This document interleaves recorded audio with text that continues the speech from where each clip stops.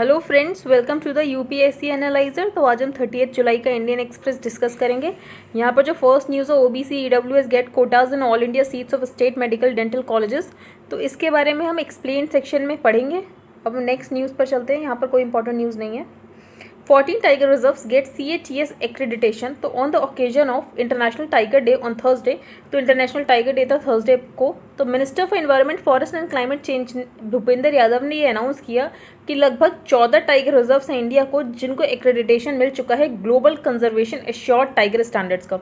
तो जो CATS है ये ग्लोबली एक्सेप्टेड कंजर्वेशन टूल है जो कि बताता है कि क्या बेस्ट प्रैक्टिसेस और स्टैंडर्ड्स होने चाहिए टाइगर्स को मैनेज करने के लिए, and encourages assessments to benchmark progresses. It is being implemented across 125 sites in 7 tiger range countries, and India has the highest 94 sites. तो लगभग ये 125 साइट्स में इम्प्लीमेंट किया जा चुका है ये वाला एक्रेडिटेशन स्टैंडर्ड लगभग 7 टाइगर रेंज कंट्रीज़ में, और इंडिया के पास 94 साइट्स हैं, सबसे ज़्यादा साइट्स हैं। अभी जो 14 टाइगर रिजर्व्स हैं आपको उनकी लोकेशन पता होनी चाहिए, जैसे मानस है, मानस असम में है, काजीरंगा असम में, ओरांग असम में है, सतपुरा, कान्हा और पन्ना मध्य प्रदेश में है, पेंच महाराष्ट्र में, वाल्मीकि टाइगर रिजर्व बिहार में है, दुधवा उत्तर प्रदेश में, सुंदरबंस वेस्ट बंगाल में है, पराम्बिकुलम केरला में, बांदीपुर टाइगर रिजर्व कर्नाटका में, मुदुमलाई अनामलाई टाइगर रिजर्व तमिलनाडु में। तो एक बार आप ये वापस से रीड कर लीजिएगा, आपको याद रहना चाहिए सबकी लोकेशन कहाँ है। हम आगे चलते हैं। यहाँ पर कोई इंपॉर्टेंट न्यूज़ नहीं, आप देख सकते हैं। यहाँ पर youth need freedom from shackles says PM S NEP completes a year. तो नेशनल एजुकेशन पॉलिसी को 1 साल हो चुका है। यहाँ पे प्राइम मिनिस्टर ने एकेडमिक बैंक ऑफ क्रेडिट की बात की थी, जिसमें बेसिकली जो स्टूडेंट होगा उसके पास मल्टीपल एंट्री और एग्जिट ऑप्शंस होंगे जब वो हायर एजुकेशन कर रहा होगा। फॉर एग्जांपल फर्स्ट ईयर में उसे लगा कि उसे ये कोर्स नहीं करना है, तो फर्स्ट ईयर में जो भी क्रेडिट्स होंगे वो इसमें रिकॉर्ड कर दिए जाएंगे, और वो जो स्टूडेंट है वो फर्स्ट ईयर वहाँ से छोड़कर किसी और कोर्स में ज्वाइन कर सकता है। तो बेसिकली मल्टीपल एग्जिट और एंट्री ऑप्शन होंगे। First year engineering programmes and regional languages, इसके अलावा रीजनल लैंग्वेजेस में भी इंजीनियरिंग प्रोग्राम्स को डिलीवर किया जाएगा। Guidelines for internalisation of higher education, इसके अलावा 14 इंजीनियरिंग कॉलेजेस हैं 8 स्टेट्स में जिन्होंने स्टार्ट भी कर दिया है एजुकेशन को इंडियन लैंग्वेजेस में देना, जैसे कि हिंदी, तमिल, तेलुगु, मराठी एंड बांग्ला। इसके अलावा एक इनिशिएटिव लॉन्च किया गया है जिसका नाम है विद्या प्रवेश, अ 3-month play based school preparation module for grade 1 students. इसके अलावा इंडियन साइंस लैंग्वेज को एक सब्जेक्ट बनाने की बात की गई है सेकेंडरी लेवल पे। तो विद्या प्रवेश ये पता होना चाहिए, इंडियन साइन लैंग्वेज को सेकेंडरी लेवल पे बनाने की बात की गई है। तो एजुकेशन सिस्टम में जो जो रिफॉर्म्स की ज़रूरत थी वो नेशनल एजुकेशन पॉलिसी द्वारा लिए जा रहे हैं। हम आगे चलते हैं। Amid din, RS passes bill to open a factoring sector help MSMEs। तो यहाँ पर फैक्टरिंग सेक्टर को खोलने की बात की गई है MSMEs के लिए। तो फैक्टरिंग रेगुलेशन अमेंडमेंट बिल 2021 उसके लिए लाया गया है। तो factoring firms provide working capital to micro, small and medium enterprises. अब फैक्टरिंग फर्म्स क्या करेंगी, तो जो फैक्टरिंग फर्म्स है वो MSME के इन्वॉइसेस को ले लेंगी और लगभग 24 घंटे के अंदर अंदर फैक्टरिंग फर्म्स क्या करती है, उस इन्वॉइस में जितना भी पेमेंट होता है वो उन MSMEs को दे देंगी, जिसके कारण जो MSMEs है उसमें हेल्दी फ्लो बना रहे कैश का। तो factoring firms provide working capital to micro, small and medium enterprises which often have to wait long for payments. क्योंकि ज़्यादातर देखा जाता था MSMEs के जो इन्वॉइस होते थे वो डिले होते जाते थे बाय द कस्टमर और उन्हें हेल्दी कैश फ्लो नहीं मिल पाता था। इसके लिए फैक्टरिंग फर्म्स को खोला जा रहा है। तो opening up of the factoring sector to more non banking financial corporation is expected to help MSMEs। तो इसके द्वारा MSMEs को मदद मिलेगी, वर्किंग कैपिटल वो ईजिली एक्सेस कर सकते हैं। तो there are difficulties constantly faced by MSME in that their receivables getting delayed. तो MSMEs के द्वारा बहुत ज़्यादा डिफिकल्टीज फेस की जाती थी कि जो भी उनके कस्टमर इन्वॉइसेस थे वो उन्हें मिल नहीं पाते थे टाइम पर, and therefore sending these to a third party. तो अब क्या होगा, ये जो इन्वॉइसेस है वो फैक्टरिंग फर्म्स खरीद लेंगे। तो this bill will ensure that the businesses run more smoothly and that there is a healthier cash flow. अब MSMEs के लिए कमेटी बनी थी जिसका नाम था UK सिन्हा कमेटी। तो UK सिन्हा कमेटी किससे रिलेटेड है, तो वो MSME से रिलेटेड है। तो many of the clauses of the bill जो भी हैं वो UK सिन्हा कमेटी रिकमेंडेशंस के बेसिस पर ही हैं। हम आगे चलते हैं। यहाँ पर कोई इंपॉर्टेंट न्यूज़ नहीं है। अब हम यहाँ पर एक्सप्लेन सेक्शन में डिस्कस करेंगे NEET's all India quota and OBC and EWS reservation. तो ऑन वेंसडे सेंट्रल गवर्नमेंट ने अप्रूव कर दिया है OBC और EWS का quota all India quota category में, जो कि नीट के लिए होता है। अब जो नीट होता है वो एंट्रेंस एग्जामिनेशन कराता है अंडर ग्रेजुएट और पोस्ट ग्रेजुएट मेडिकल और डेंटल कोर्सेज के लिए कंट्री में। 2016 तक AIPMT का एग्जाम होता था जो कि नेशनल लेवल एंट्रेंस एग्जामिनेशन होता था मेडिकल कॉलेजेस के लिए, लेकिन जो स्टेट गवर्नमेंट है वो अपने अलग से एंट्रेंस एग्जामिनेशन कराती थी जो भी स्टेट गवर्नमेंट के मेडिकल कॉलेजेस होते थे। तो NEET was held for the first time 2003 में नीट को पहली बार कराया गया, उसके बाद फिर डिसकंटिन्यू भी कर दिया गया। लेकिन 2016 में सुप्रीम कोर्ट ने ये बोला, जो भी न्यूली इंसर्टेड सेक्शन 10D या इंडियन मेडिकल काउंसिल एक्ट में, जिसमें ये बोला जाता है कि यूनिफॉर्म एंट्रेंस एग्जामिनेशन होगा सारे मेडिकल एजुकेशनल इंस्टीट्यूशंस के द्वारा, अंडर ग्रेजुएट लेवल पर भी और पोस्ट ग्रेजुएट लेवल पर भी, हिंदी, इंग्लिश और वेरियस अदर लैंग्वेजेस में। तो अभी तक का ये सिनारियो था। जो नीट है वो यूजी और पीजी के लिए होता है। 2016 तक AIPMT के एग्जाम कराया जाता था, लेकिन वो सेंट्रल गवर्नमेंट के मेडिकल कॉलेज के लिए कराया जाता था। जो स्टेट गवर्नमेंट के मेडिकल और डेंटल कॉलेजेस थे उसके लिए स्टेट गवर्नमेंट अपना अलग से एग्जाम कंडक्ट कराता था। लेकिन 2016 में सुप्रीम कोर्ट ने ये बोला, जो भी इंडियन मेडिकल काउंसिल एक्ट में एक सेक्शन इंसर्ट किया गया था कि यूनिफॉर्म एंट्रेंस एग्जामिनेशन होना चाहिए, भले वो स्टेट गवर्नमेंट का मेडिकल कॉलेज हो या तो फिर वो सेंट्रल गवर्नमेंट का मेडिकल कॉलेज हो, तो which provides for a uniform entrance examination to all medical educational institutions at undergraduate level. अब what is the all India quota? तब हम ऑल इंडिया कोटा क्या चीज़ है? तो although the same examination is held across the country, अब same examination होगा सारी सीट्स के लिए। अ chunk of the seats in state medical dental colleges, तो जो स्टेट के मेडिकल और डेंटल कॉलेजेस थे उन्होंने अपनी सीट्स रिजर्व कर ली रिस्पेक्टिव स्टेट्स के जो भी डोमिसाइल्ड बच्चे हैं उनके लिए। द रिमेनिंग सीट्स, अब जो भी स्टेट के मेडिकल या डेंटल कॉलेजेस होंगे उसमें से 15% अंडर ग्रेजुएट के कोर्सेज में और 50% पोस्ट ग्रेजुएट के कोर्सेज में are surrendered by the states to the all India quota. तो वहाँ पर पूरे भारत से कोई भी बच्चे आ सकते हैं, तो सिर्फ 15% सीट्स पर ही पूरे भारत से कोई भी बच्चे आ सकते हैं, और जो 50% पीजी की सीट्स हैं उसमें पूरे भारत से कोई भी बच्चे आ सकते हैं। लेकिन ये जो 15% का कोटा और जो 50% ऑल इंडिया कोटा दिया गया था स्टेट्स के द्वारा, जो ये सीट सरेंडर की गई थी, इसमें ओबीसी और ईडब्ल्यूएस का कोटा नहीं था, जो कि अब दिया गया है। तो the AIQ scheme was introduced in 1986 under the directions of the Supreme Court to provide for domicile free merit based opportunities to students from any state to study in a good medical college in any other state. जैसे कि कोई बच्चा है वो उत्तर प्रदेश का domiciled है for example, और वो स्टेट गवर्नमेंट मेडिकल कॉलेज में वेस्ट बंगाल के एडमिशन लेना चाहता है, तो वो इस 15% के द्वारा ले सकता है, जो 15% उस कॉलेज में ऑल इंडिया कोटा होगा। तो if for score is not high enough for AIQ, तो अगर ऑल इंडिया कोटा के अकॉर्डिंग उसका स्कोर उतना हाई नहीं होगा, तो शी में still hope for admission under the state quota in her home state. तो होम स्टेट में जो कोटा उस बच्चे को मिला होगा, जैसे होम स्टेट में भी तो उसका 85% होगा कि 85% वो उसी स्टेट डोमिसाइल्ड बच्चों को ही लेंगे। तो in deemed central universities ESIC and armed forces medical college 100% seats are reserved under the AIQ। अब what was the reservation policy so far? तो 2007 तक कोई रिजर्वेशन पॉलिसी इंप्लीमेंट ही नहीं की गई थी within the all India quota. जनवरी 2007 में Abhaynath versus university of Delhi and others, supreme court ने डायरेक्ट किया जो रिजर्वेशन 15% SC का होगा और 7.5% ST का होगा AIQ में। तो अभी भी AIQ में सिर्फ SC और ST को रिजर्वेशन दिया गया था, OBC और EWS को नहीं दिया गया था। The same year the government pass the central education institutions act 2007 providing for 27% reservation. तो 2007 में एक्ट पास किया गया जिसमें बोला गया कि 27% रिजर्वेशन OBC को दिया जाएगा सेंट्रल गवर्नमेंट के इंस्टीट्यूशंस में। तो स्टेट गवर्नमेंट ने मेडिकल और डेंटल कॉलेजेस में रिजर्वेशन तो दिया, लेकिन ये सिर्फ उन्होंने उस सीट्स में रिजर्वेशन दिया जो कि उन्होंने ऑल इंडिया कोटा में सरेंडर नहीं की थी। तो while state government medical and dental colleges provide reservation to OBCs in seats outside the all India quota, this benefit was so far not extended to the seats allocated under the AIQ। तो अब जब AIQ में जो इन्होंने seat surrender की थी उसमें कोई भी कोटा नहीं था। फिर 10% EWS कोटा जो कि 2019 में अनाउंस किया गया था, वो भी सेंट्रल एजुकेशनल इंस्टीट्यूशंस में तो लगी, लेकिन जो all India Kota state institutions में था उसमें ये रिजर्वेशन नहीं लगा। तो अब क्या क्या चेंजेस किए गए हैं? तो reservation for the OBC and EWS categories with in the AIQ will be offered in medical colleges from the current academic year. तो अब इस साल से जो ऑल इंडिया कोटा है उसमें 27% OBC का रिजर्वेशन और 10% EWS कैटेगरी का रिजर्वेशन कर दिया गया है। तो ये लगभग 1500 OBC स्टूडेंट्स को MBBS में और 2500 OBC स्टूडेंट्स को पोस्ट ग्रेजुएट में बेनिफिट करेगा, and around 550 and 1000 EWS students को रिस्पेक्टिवली बेनिफिट करेगा। तो between 2017 and 2020 nearly 40,800 seats have been allocated under the all India quota. तो इससे कुछ बच्चों को फ़ायदा मिलने वाला है। तो आई होप आपको समझ आ गया होगा कि बेसिकली पहले क्या था कि AIPMT एग्ज़ाम कराती थी, पर वो सिर्फ सेंट्रल मेडिकल और डेंटल कॉलेजेस के लिए कराती थी। बाद में नीट हुआ कि जो नीट होगा वो सबके लिए एग्ज़ाम कराएगा, भले ही वो सेंट्रल के कॉलेजेस हों या तो स्टेट के कॉलेजेस हों। लेकिन स्टेट ने इनके थ्रू जब भी बच्चों का दाखिला होगा तो उसमें जो स्टेट होंगे उन्होंने अपनी सीट रिजर्व कर ली कि जो उनके मेडिकल और डेंटल कॉलेजेस होंगे उसमें स्टेट डोमिसाइल्ड बच्चों को ही एडमिट किया जाएगा। उसमें से उन्होंने सिर्फ 15% बोला कि इन 15% सीट्स में कोई भी आ सकता है, लेकिन बाकी जो 85% होंगे वो उनके स्टेट के बच्चे ही होंगे, और 50% उन्होंने ऐसा पोस्ट ग्रेजुएट के लिए किया। तो इन 15% में अभी रिजर्वेशन दिया गया है OBC और EWS को। इससे पहले इसमें रिजर्वेशन SC ST के लिए तो था, लेकिन OBC और EWS के लिए नहीं था। अब हम आगे चलते हैं। यहाँ पर जयपुर के अमागढ़ फोर्ट की बात की गई है।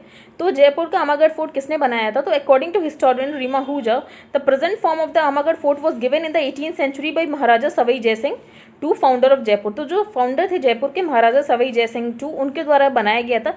लेकिन हमेशा बिलीव किया गया है कि जो कंस्ट्रक्शन हुई है इस फोर्ट की, उससे पहले भी वहाँ पर कुछ था।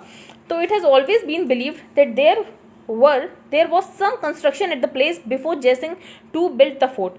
Prior to Rajput rule by the Kachhavar dynasty, Jaipur and its nearby regions were ruled by Meenas. और राजपूत रूल से पहले ये माना जाता है जो जयपुर और बाकी के आसपास का जो एरिया था वो मीनास के द्वारा रूल किया जाता था। Doctor Hira Meena, former assistant professor in Delhi university and scholar in tribal culture, said जो फोर्ट है वो बिल्ड किया गया मीना सरदार नदला गोत्र द्वारा, now known as Badgoti Meenas. Sardars from the Meena community ने काफ़ी टाइम राजस्थान में रूल किया, ऐसा इस हिस्टोरियन के द्वारा कहा जाता है, डॉक्टर हीरा मीना के द्वारा। अब इसके अलावा यहाँ पे बेसिकली एक इश्यू हो गया है कि अ fort in Jaipur is at the centre of A conflict, क्योंकि ट्राइबल मीना कम्युनिटी और लोकल हिंदू ग्रुप्स के बीच में एक टसल हो गई है। दोनों साइड से पुलिस कंप्लेंट फाइल कर दी है और सोशल मीडिया कैंपेन्स चला रहे हैं। डिस्प्यूट ये है जो मीना कम्युनिटी, उनका ये कहना है कि जो अमागढ़ फोर्ट है वो मीना रूलर ने बनाया है, लेकिन जो हिंदू आउटफिट्स उनका ये कहना है कि राजपूत रूलर ने बनाया है। तो उसके कारण वहाँ पर एक टसल हो गई। तो in June following reports of idols being vandalised, काफ़ी वहाँ पे आइडल्स को तोड़ा फोड़ा गया, एक वहाँ पे सेफ्रन फ्लैग को लगा दिया गया। तो मीना कम्युनिटी के मेंबर्स ने ये बोला जो हिंदू ग्रुप्स हैं वो जानबूझकर उनके ट्राइबल सिम्बल्स को हिंदू फोल्ड में लाने की कोशिश कर रहे हैं, और उन्होंने उनकी जो ट्राइबल डीटी है अम्बा माता, उनका नाम बदल के अंबिका भवानी कर दिया। तो ये वाला इशू चल रहा था। तो बस आपको ये पता होना चाहिए अमागढ़ फोर्ट किसने बनाया था, तो महाराजा सवाई जयसिंह ने बनाया था। लेकिन मीनास के द्वारा ये कहा गया है कि ये मीना के सरदार नदला गोत्र ने बनाया था, जिनको बदगोती मीनास के नाम से जाना जाता है। और उससे पहले राजपूत रूल जो कछावर डायनेस्टी के द्वारा होता था, उससे पहले मीना ने भी काफ़ी टाइम रूल किया है राजस्थान को। अब मीना कम्युनिटी कितनी मैटर करती है राजस्थान में? तो 25 असेंबली सीट्स जो भी हैं रिजर्व्ड एंड शेड्यूल्ड ट्राइब्स के लिए, तो most are represented by Meena MLAs from both the Congress and the BJP. लगभग सेंसस 2011 को देखो तो एसटीज कंस्टिट्यूट के अकॉर्डिंग लगभग 13.48% स्टेट की पॉपुलेशन को करते हैं। तो अच्छा खासा उनका क्लाउड है, पॉलिटिकल क्लाउड काफ़ी अच्छा है। अब हम आगे चलते हैं। यहाँ पर कोई भी एडिटोरियल मुझे एग्जाम के पर्पज से इंपॉर्टेंट नहीं लगा, ये भी अनसर्टेनिटी क्या होती है। यहाँ पर हम ये डिस्कस करेंगे विदर वन नेशन वन पुलिस। अब ऑथर ने बोला कि हर जगह तो यूनिफॉर्मिटी लाने की कोशिश की गई, जैसे कि one nation one ration card, one nation one registry, one nation one gas grid, one nation one election, लेकिन कभी भी one nation one police system लाने की बात क्यों नहीं की? तो ऑथर ने बोले यूनिफॉर्मिटी होनी चाहिए, लेकिन यूनिफॉर्मिटी के साथ साथ कुछ लोकल फैक्टर्स को भी ध्यान में रखा जाना चाहिए जो कि रीजन के अकॉर्डिंग वेरी करते हैं। तो as long as the regional characteristics are retained, तो जब तक रीजनल कैरेक्टरिस्टिक्स रिटेन है और रिकॉग्नाइज्ड है तो वन नेशन और वन कोई भी पॉलिसी वाली चीज़ अच्छी है। लेकिन पुलिस मैटर्स में however we are today confronted with a situation. अब हम पुलिस मैटर्स में देखो तो हर स्टेट का अपना अलग पुलिस एक्ट क्यों है? These acts are being passed purportedly in compliance with the Supreme Court's directions on police reforms। तो सुप्रीम कोर्ट ने डायरेक्शन दिए थे पुलिस रिफॉर्म्स में 2006 में। तो अब स्टेट्स का ये कहना है कि जो भी उनके पुलिस एक्ट्स है वो इसको कंप्लाई करते हैं। तो we are in the process of having one nation many police act. तो हमारे यहाँ एक नेशन मैनी पुलिस एक्ट क्यों है? ऐसी डाइकॉटमी क्यों है? सेंटर सारे स्टेट्स के लिए एक सिंगल पुलिस एक्ट क्यों नहीं लेकर आता? तो why is the centre been indifferent to having a single police act for the entire country? जब सुप्रीम कोर्ट ने डायरेक्शंस दिए थे पुलिस रिफॉर्म्स पे, तो police act drafting committee of the ministry of home affairs, जो कि headed by Soli Sorabjee, former attorney general थे, तो वो एक मॉडल पुलिस एक्ट के द्वारा आए 2006 में। तो गवर्नमेंट ऑफ इंडिया ने should have enacted a law based on this model police act. तो ऑथर ने ये बोला कि गवर्नमेंट ऑफ इंडिया को उसी समय मॉडल पुलिस एक्ट के बेसिस पे एक लॉ बनाना चाहिए था, लेकिन वो अभी तक नहीं बनाया गया। That would have insured a uniform police structure. अगर ऐसा मॉडल पुलिस एक्ट सेंटर बना देती तो आज सारे स्टेट्स में यूनिफॉर्म पुलिस स्ट्रक्चर रहता, लेकिन वैसा ऐसा नहीं हुआ क्योंकि centre has been dilly dallying on passing a model police act. Centre एक मॉडल पुलिस एक्ट पास करने में बहुत टाइम लगा रही है या फिर उसके लिए सीरियस नहीं है। Harish Salve filed a contempt petition against these states as the laws enacted. अब ऑथर ने यह भी बोला है, जो हरीश साल्वे हैं उन्होंने एक पिटीशन फाइल की है। जो भी स्टेट्स हैं, काफ़ी ऐसे स्टेट्स हैं उन्होंने जो भी पुलिस में एक्ट पास किया है, वो स्टेट्स जो भी प्रकाश सिंह जजमेंट में ऑनरेबल सुप्रीम कोर्ट ने डायरेक्टिव्स दिए तो उसे फॉलो नहीं करते हैं। तो it fall foul of the basic minimum requirements to be satisfied by the state in accordance with the constitutional guarantee, जो कि इंटरप्रेट की गई थी ऑनरेबल कोर्ट में प्रकाश सिंह केस के द्वारा। आर्टिकल 252 कॉन्स्टिट्यूशन का ये बोलता है जो पार्लियामेंट उसके पास पावर है कि वो 2 या 2 से ज़्यादा स्टेट्स के लिए लेजिस्लेट कर सकता है स्टेट्स की कंसेंट के बाद, एंड इट लेज डाउन। और ये भी बोलता है कि ये जो एक्ट बनाएगा उन कंसेंटिंग स्टेट्स के लिए, वो किसी और स्टेट में भी एप्लीकेबल हो सकता अगर कोई दूसरा स्टेट रेजोल्यूशन पास कर दे कि हाँ हम भी इस एक्ट को एप्लीकेबल करना चाहते हैं।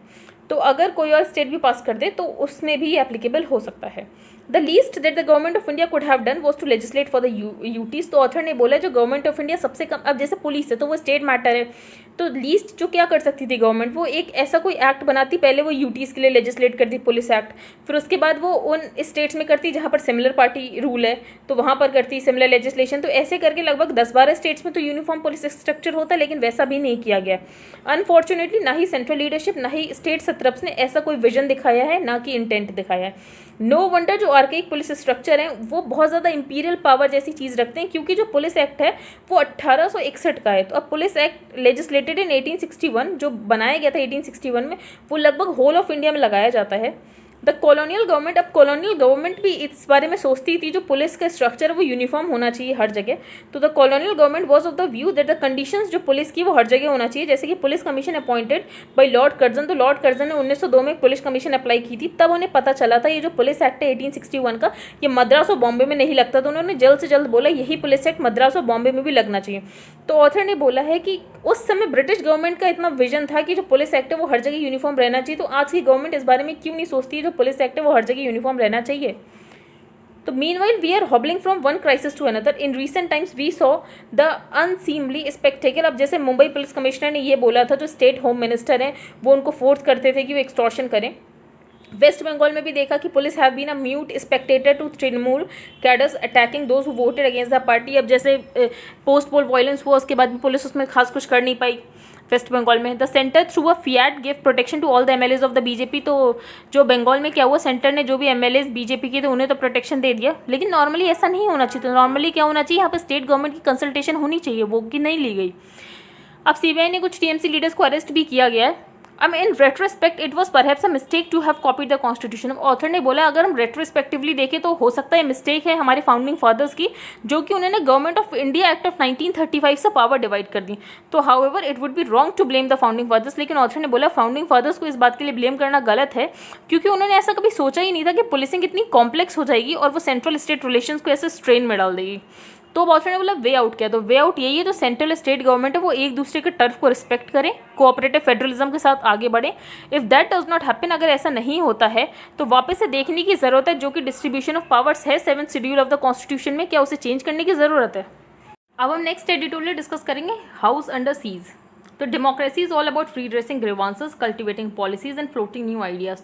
तो डेमोक्रेसी किसके बारे में है कि कैसे ग्रीवांसेस को रिड्रेस किया जाए, पॉलिसीज़ को कैसे कल्टीवेट किया जाए और नए आइडियाज़ को कैसे जनरेट किया जाए। पर ये सारी चीज़ें तभी हो सकती हैं जब पार्लियामेंट फंक्शन करे, लेकिन अभी हम देख रहे हैं ऑनगोइंग सेशन में कितना ज़्यादा डिसरप्शन हो रहा है पार्लियामेंट में, और जो हाउस है वो अपना बिजनेस भी कंडक्ट नहीं कर पा रहा है।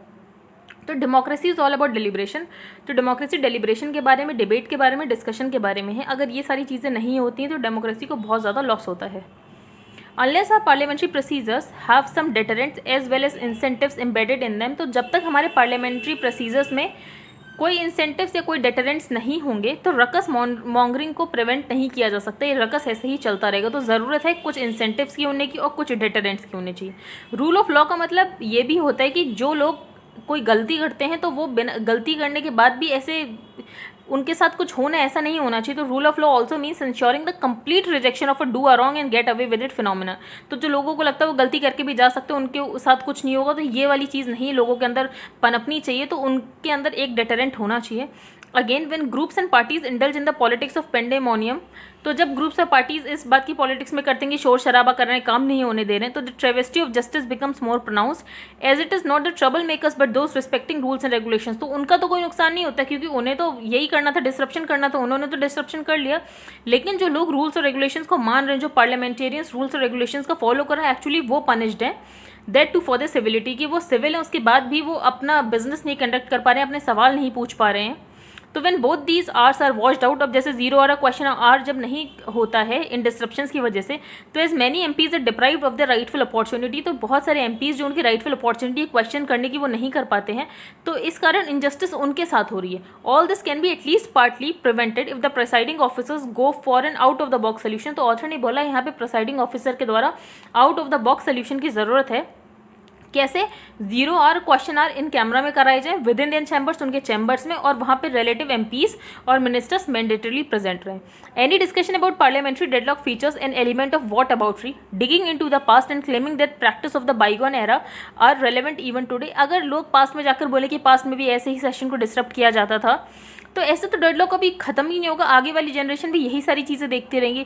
तो this adds to the damage already done to a democracy as a whole. तो इससे पहले जो डैमेज डेमोक्रेसी को हो चुका है, हम ये नहीं बोल सकते कि पहले भी ऐसा होता था. तो our rest of young population, जो अब यंग पॉपुलेशन है वो कुछ डिफरेंस चाहती है. And the dynamics of a changing world, अब जैसे जैसे वर्ल्ड चेंज हो रहा है तो ज़रूरत है कि डेमोक्रेटिक गवर्नेंस भी वैसे ही चेंज हो. As if and mindful of this those stalling parliament, तो जो लोग पार्लियामेंट को स्टॉल करने की कोशिश करें, डिसरप्शन करने की कोशिश करें, वे एक्चुअली डेमोक्रेसी को डिलीवर करने नहीं दे रहे हैं और सिविलिटी को क्रूसीफाई किया जा रहा है, समथिंग जिसको कभी भी डिफेंड नहीं किया जा सकता.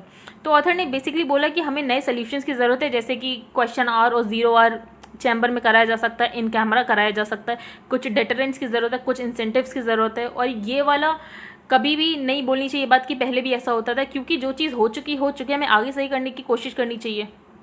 अब हम आगे चलते हैं. यहाँ पर मैंने आपको बताया था कि करंटली अभी जो 5 लाख का इंश्योरेंस किया जाएगा, मतलब अगर बैंक किसी भी अनलाइकली सिचुएशन में बैंक फेल हो जाता है तो जो भी डिपॉजिटर होगा उसे 5 लाख रुपए मिलेंगे 90 दिनों के अंदर अंदर. तो what is deposit insurance? Currently अगर किसी अनलाइकली इवेंट में बैंक फेल हो जाता है तो डिपॉजिटर लगभग 5 लाख पर अकाउंट उसे मिल सकता है इंश्योरेंस कवर की तरह. जो कवर है ₹5 लाख पर डिपॉजिटर का, वो प्रोवाइड कराया जाएगा DICGC, deposit insurance and credit guarantee corporation, जो कि RBI के द्वारा फुली ओन की जाती है. डिपॉजिटर्स हैविंग ओवर, अब जिनके पास 5 लाख से ज़्यादा हैं जिनके डिपॉजिट बैंक में, तो वो उसके बाद कोई लीगल रिकॉर्ड्स नहीं है अगर बैंक कोलैप्स कर जाता है, लेकिन आपको 5 लाख तक तो मिल ही जाएंगे. अब who page for this insurance? तो ये जो DIGC दे रही है 5 लाख का इंश्योरेंस, तो वो मिलता इंश्योरेंस आ कैसे है? तो deposits in public and private sector banks, local area banks, तो सारे बैंक्स, कोई भी किसी भी तरीके का बैंक हो, कोऑपरेटिव बैंक्स तक भी, Indian branches of foreign banks and payment banks, ये सारे इंश्योर्ड होते हैं बाय द DICGC. तो इसके लिए प्रीमियम पे करना पड़ता है बैंक्स को टू द DICGC. और ये डिपॉजिटर्स को पास नहीं किया जाता है ये प्रीमियम. तो ये जो भी प्रीमियम होगा ये बैंक अपने पॉकेट से देगा. तो बैंक्स पे मिनिमम ऑफ 10 पैसे ऑन एवरी ₹100. तो जो भी 100 रुपये डिपॉजिट होते हैं तो लगभग बैंक उसमें 10 पैसे प्रीमियम की तरह DICGC को देता है. तो अब 5 लाख जब बढ़ा दिया गया, इससे पहले जो इंश्योरेंस होता था वो 1 लाख का होता था कि बैंक कोलैप्स होगा तो 1 लाख रुपये मिलेंगे, पर अब बैंक कोलैप्स होगा तो 5 लाख रुपये मिलेंगे. तो अब हर 100 रुपये में लगभग 12 पैसे का प्रीमियम भरा जाएगा बैंक के द्वारा DICGC को. अब how will the fresh changes benefit account holders? तो इससे अकाउंट होल्डर्स को क्या फायदा मिलेगा? मेनली इससे पहले कभी भी बैंक कोलैप्स होता था तो डिपॉजिटर्स को लगभग 8-10 साल वेट करना पड़ता था अपने डिपॉजिट को एक्सेस करने के लिए, और वो भी ये तब होता था जब बैंक पूरी तरीके से लिक्विडेट हो जाता था. अब इन चेंजेस के द्वारा लगभग 90 दिनों के अंदर अंदर लोगों को अपना डिपॉजिट मिल जाएगा 5 लाख तक का. इसके अलावा ये बैंक्स उन लोगों को भी कवर कर रहा है जो पहले से मोराटोरियम में, जैसे कि PMC वगैरह बैंक्स, और उसके बाद जो आगे मोराटोरियम में आएंगे उनको भी कवर करेगा. 45 दिनों के अंदर अंदर DICG सारे इन्फॉर्मेशन ले लेगा डिपॉजिट अकाउंट्स के बारे में, और लोगों को 5-5 लाख रुपए 90 दिनों के अंदर अंदर मिल जाएंगे बैंक से कोलैप्स होने में या बैंक्स मोराटोरियम में जब भी प्लेस्ड किया जाएगा. हम आगे चलते हैं. यहाँ पे नूरिस्तान प्रोविंस आपको पता होना चाहिए. तालिबान में वो नूरिस्तान प्रोविंस एक्चुअली अफगानिस्तान में, और तालिबान ने इसे कंट्रोल कर रखा है. यहाँ पे एक कम्युनिटी की बात की गई, मोंग. तो मोंग एक ethnic group of people primarily from south east Asia and areas of China, जिन्होंने US के अलॉन्ग साइड लड़ा था ड्यूरिंग द वियतनाम वार. तो मोंग एक एथनिक ग्रुप है साउथ ईस्ट एशिया का या फिर एरियाज ऑफ चाइना का, जिन्होंने US के अलॉन्ग साइड लड़ा था ड्यूरिंग द वियतनाम वार. तो ज़्यादातर मोंग कम्युनिटी जो है वो USA में भी रिसाइड करती है. आई होप आपको आज का न्यूज़पेपर समझ आया होगा. If you like the video then please like, share and subscribe. Thank you and have a nice day.